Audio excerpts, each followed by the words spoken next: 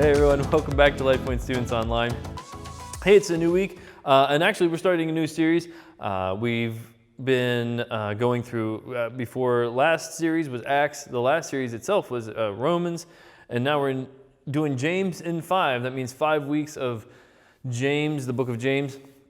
And I don't know if you've noticed the pattern right now, is that we've been going through kind of a snapshot of these really poignant and great books in the Old and New Testament. And of course, we've been in the New Testament the last several series. But the trend is I want to give you guys a kind of a snapshot on all these great books of the Bible. And of course, I'm not necessarily going in order, but that's kind of my reason.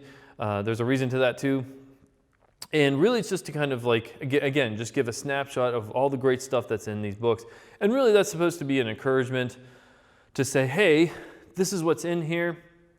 Take the time to read it, get into it, and really kind of study it. And of course, being a snapshot, we can't get into all the great details or even topics, though we will kind of probably touch on some of them. But the point is that so often as we go through our growing and maturing in faith, we don't always get in the Word as much as we could or should, for whatever reason. I know there's probably some reasons you might be thinking of, right? Well, Jim, I can't do this. I don't have time. Believe me, I get it. But I think the point is that if we can maybe capture some of those ideas, maybe that might help you and I find time to get into the Word. So with all that said, and before we jump in, my normal spiel, hey, we are meeting every Sunday night here for youth group, 6:30 to 8.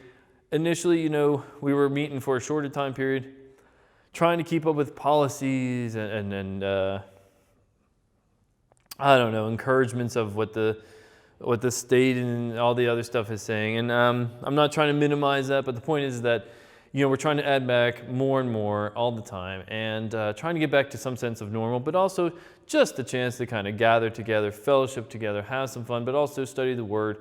That's really our goal here. That's really our desire. So whether you're feeling comfortable or not, I hope you are. And if you aren't, we can definitely accommodate that. But just, I would encourage you to be here as possible, as much as possible.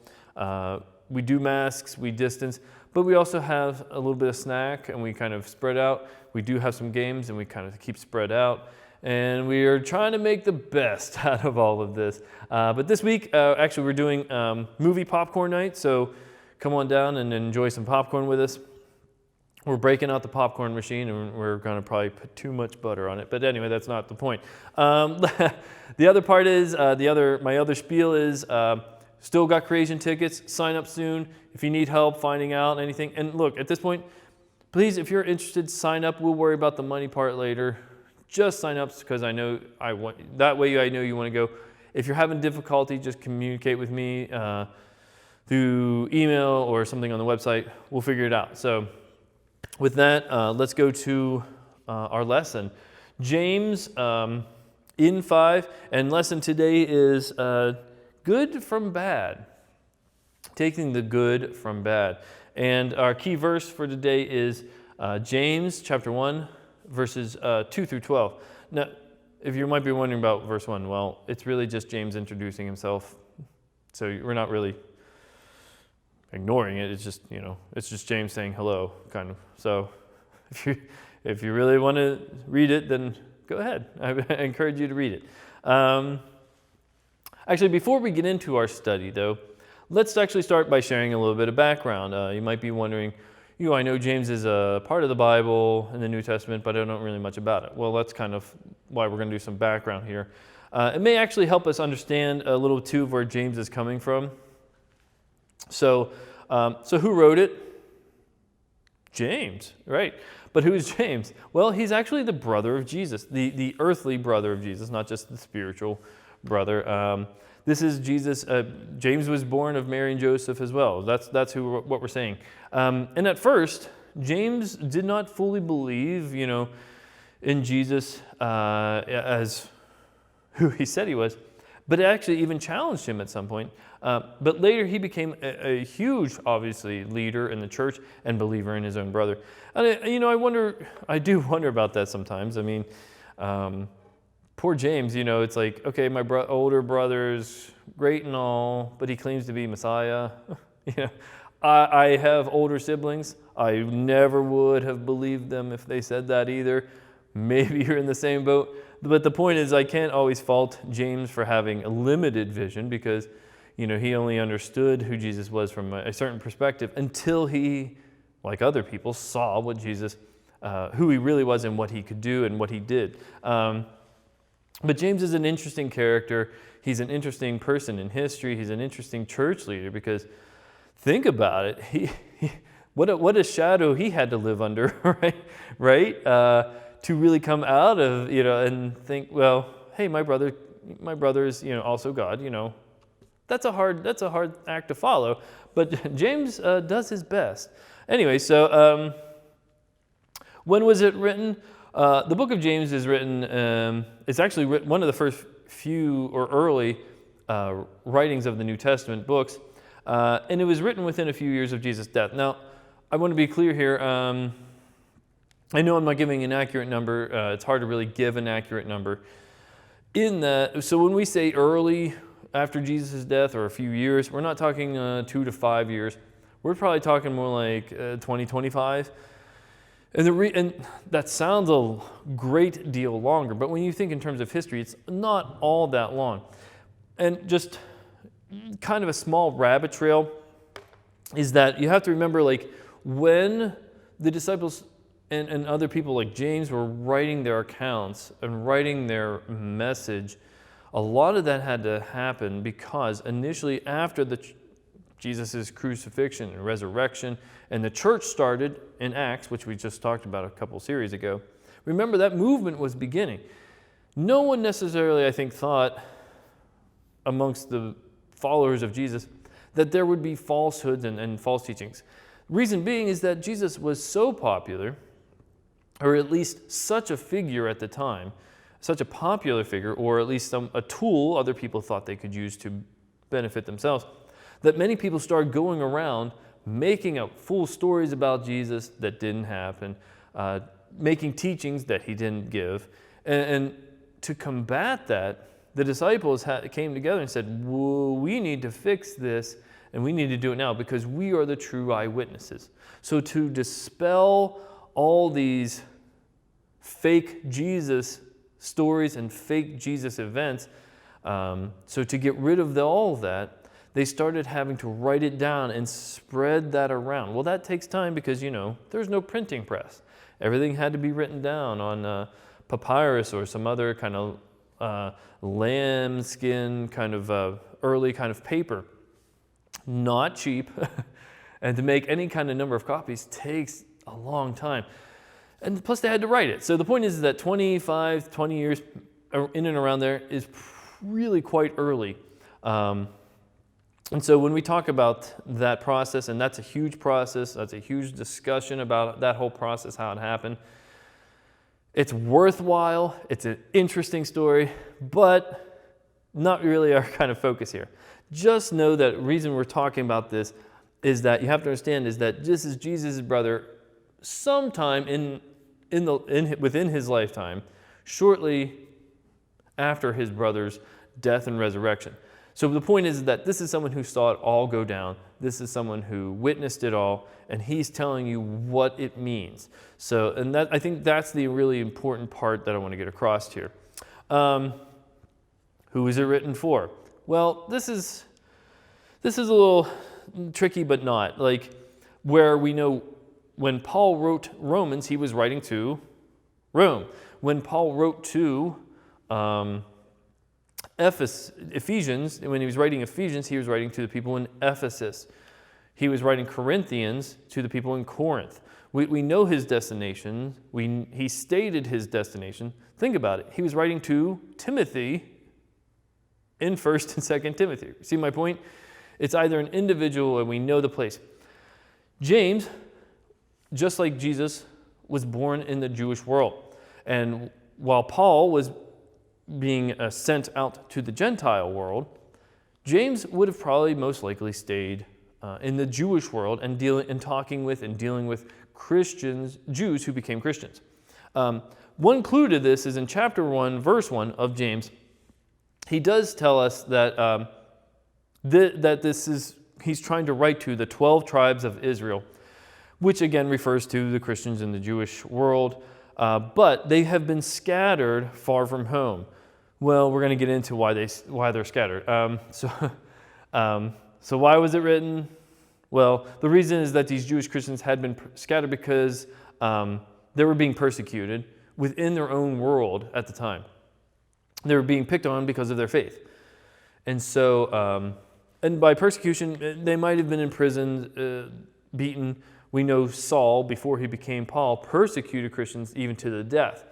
So that was happening. But even if they survived that, if they had a trade, if they had a skill, they weren't being hired. They couldn't sell their goods. They couldn't sell the things they made because no one would do business with them. So they had to scatter to places where their trade or their craft could earn them a living. And so, even now being Christ followers, being Christians who were still having a Jewish heritage, that became difficult. So James is writing to them as an encouragement to continue on. Life was very tough for the Christians back then, but let's be honest, it still is today and in many areas of the world. There are places then, and actually right now, places in the world where you can still be in prison or killed or beaten for being a Christian. If you don't believe me, I understand that. But go to Voice of the Martyrs, and you will see a list of places where it is still very dangerous or deadly to be a Christ follower. Look at the news sometimes in some of the places around the world, and you will see articles about Christians being put to death in large numbers. And the point is that being a Christ follower is still dangerous in some parts of the world, and that we need to be praying for that. I mentioned Voice of the Martyrs. Actually, take a moment, go there now, look it up. It's either, I believe it's .org, but look it up, and you will see current people who are political prisoners because they are Christians in places all around the world. You can read their stories, and you can read the many needs that these Christ followers, our brothers and sisters, the needs they have in this current day and age. So that's kind of another spiel, I guess. But the point is, just know that Christians back then as well as now will face persecution. Jesus warned us that if it was willing to persecute him, it's definitely going to try and persecute us. And when we say the world, what do we really mean? We mean the enemy. And the enemy's influence on people around the world will try to persecute us because of the very nature of he who dwells within us is at odds and is against the enemy of this world. Let's look at James 2 through 12. And then we're going to kind of circle back. I can't believe I said that. We're going to come back and really focus in on verses 2 to 5. But it's really worth reading. I highly encourage you to read James. It's not a very long book, so let's just jump in. Verse 2, consider it pure joy, my brothers and sisters, whenever you face trials of many kinds, because you know that the testing of your faith produces perseverance. Let perseverance finish its work so that you may be mature and complete, not lacking in anything. If any of you lacks wisdom, you should ask God, who gives generously to all without finding fault, and it will be given to you. But when you ask, you must believe and not doubt, because the one who doubts is like a wave on the sea, blown and tossed by the wind. That person should not expect to receive anything from the Lord. Such a person is double-minded and unstable in all they do. Believers in humble circumstances. This is kind of where, again, think about who James is writing to. Think about what we discussed, where he's new Christians are. And think about his words to them now. Believers in humble circumstances ought to take pride in their high position, but the rich should take pride in their humiliation, since they will pass away like a wild flower. For the sun rises with scorching heat and withers the plant. Its blossom falls, and its beauty is destroyed. In the same way, the rich will fade away even while they go about their business. Blessed is the one who perseveres under trial, because having stood the test, that person will receive the crown of life that the Lord has promised to those who love him. Okay, so what does all that mean? Well, let's first break down. Let's kind of really focus in. That's where I want to, at this point, I think that really kind of zeroes in on what James is trying to get across.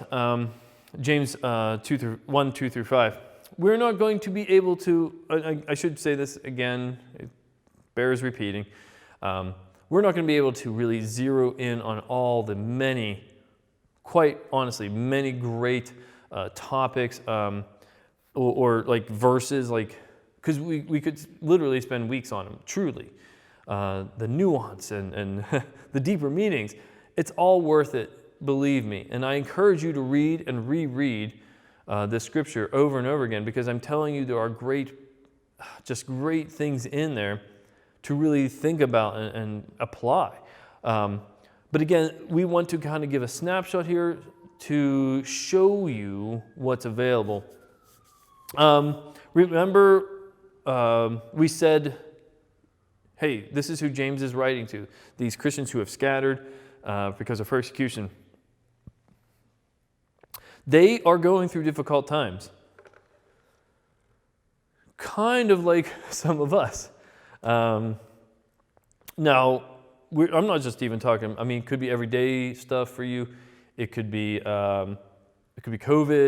The point is that in this heightened year, or now almost, we're definitely a year in, it seems to have brought a kind of a higher level of I don't know, anxiety for some, worry for others. It definitely has brought a layer of inconsistency on a day-to-day basis that none of us ever really thought we'd face. And I think the point is that, I think we can identify, not necessarily totally with the persecution that these Christians were facing, but a lot of the uncertainty I think we can certainly identify with. So let's talk about verse 2 then. Consider it pure joy. Okay, so I know we've talked about this before, other circumstances. Joy is not the same as happiness. James is not saying that you should be happy when bad things happen. No one is saying that. No one is saying that we should be happy in difficult circumstances. Joy, yes, but then we're going to talk about the difference. But remember, happiness changes based on circumstances. It's here 1 minute and is taken away the next by something else. But joy is a state of being. It is being sure that God has things in control. So for we who are believers, we can attain any kind of joy, even through the midst of trial, because ultimately our sense of who we are and who God made us to be, and all the things that are happening around us, we know beyond anything else is that God is in control. So that should bring us a joy that, there's this thing over us keeping away or protecting us in a way that we would not have had before. And no matter what, we are choosing to praise God no matter what's going on. And that's kind of the other thing. We're choosing to say, well, since I know you're in control, whatever is about to happen, we know you got it handled. And so that's having a sense of joy that may not bring a smile to your face, but it certainly should bring an ease and peace, a greater peace in your day-to-day life, even in the midst of trial. So speaking of trials, trials are when we run into obstacles. James purposely says of many kinds. So there's no one definition, there's no one form, there's no one, just general way of saying this. Trials come in all shapes and forms, and James is trying to get across all of them, not just one. For us, these can be, for you and I, hey, it might be a bully, and again, that can be even that can be a different form these days. It could be people who make fun of our faith. It could be sickness, right? It could be family problems, and the list goes on and on. But the point is, you get that that trials can take on any form. Verse 3 says, talks about perseverance. What is perseverance? Well, it's not giving up. You keep going even when the going gets tough. And I know that sounds kind of cliche.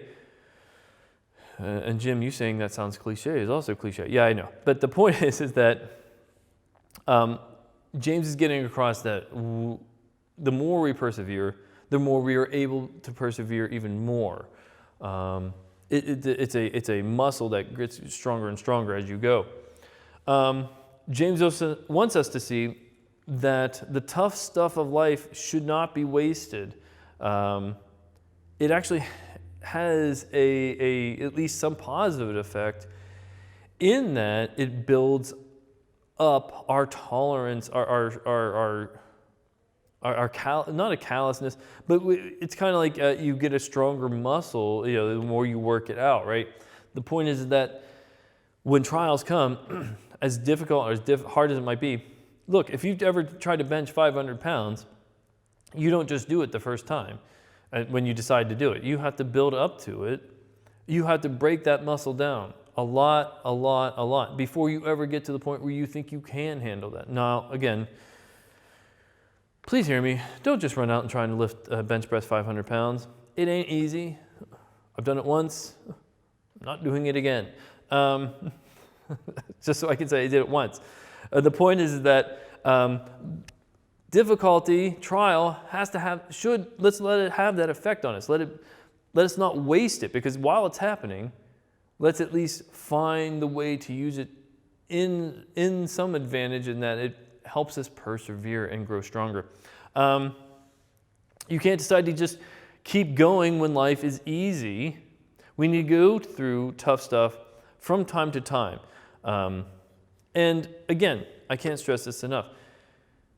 Rather than seeing it as a way of defeat when tough stuff happens, as a way of letting it break us down, let it be a thing where, as we lean on our brothers and sisters, let it be a thing where it actually spurs us on. But why else? Why else should we?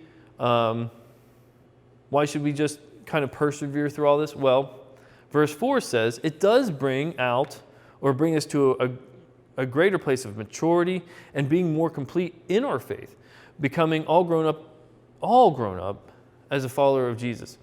Again, there's a sense of maturity there that we are now able, as time goes on, to just throw off things that might have once offended or hurt or maybe broken us down. We are now able to kind of throw those things off, because I guarantee you, in those times where we don't, boy, does the enemy like to use those against us. Boy, does the enemy love to use those things that are trying to break us down. Boy, he loves to twist the knife even more, and he will. And when you're more able to, in our faith, to be more mature, more complete, and being able to persevere, you can throw those insults or those persecutions off a little more easily. Not all of them. Some are bigger than others, but you get my point. The more you can throw off the small stuff, the enemy can't get that foothold anymore. But here's the thing, and I really want to make this known. God wants what is best for you, and what is best for you is to become more like Jesus. God uses the tough stuff in our lives to help us grow up as followers of Jesus.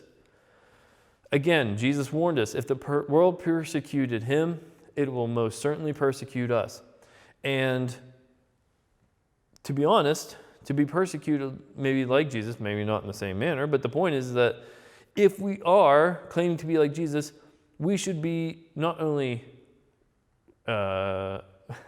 accepting of the fact that we're going to be persecuted, we should absolutely expect it from the world, because that means we're more like Jesus than ever before. Okay, and this is an important point here. This is where a lot of people get messed up. James is not, read with me now, James is not saying that God causes bad things to happen to us. James is not saying, what James is not saying is that God causes bad things to happen to us. Okay, so what does that mean? God is not the cause of the problems. Let that sink in for a moment. The reason I say that is this is where a lot of people get tripped up. They begin to blame God for the things in their lives. I understand that reaction. I totally do. I'm not dismissing it. But it can't be stated enough that God does not cause these things to happen. Does he allow them? Yes, in a sense, but also no, in a sense. And I think this is a huge rabbit trail that's worth chasing.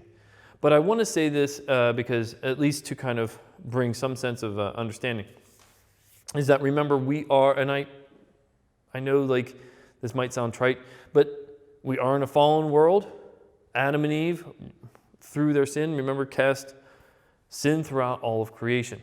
So there are natural things that will come against us as part of that sinful structure of that tainted structure of creation affects us now.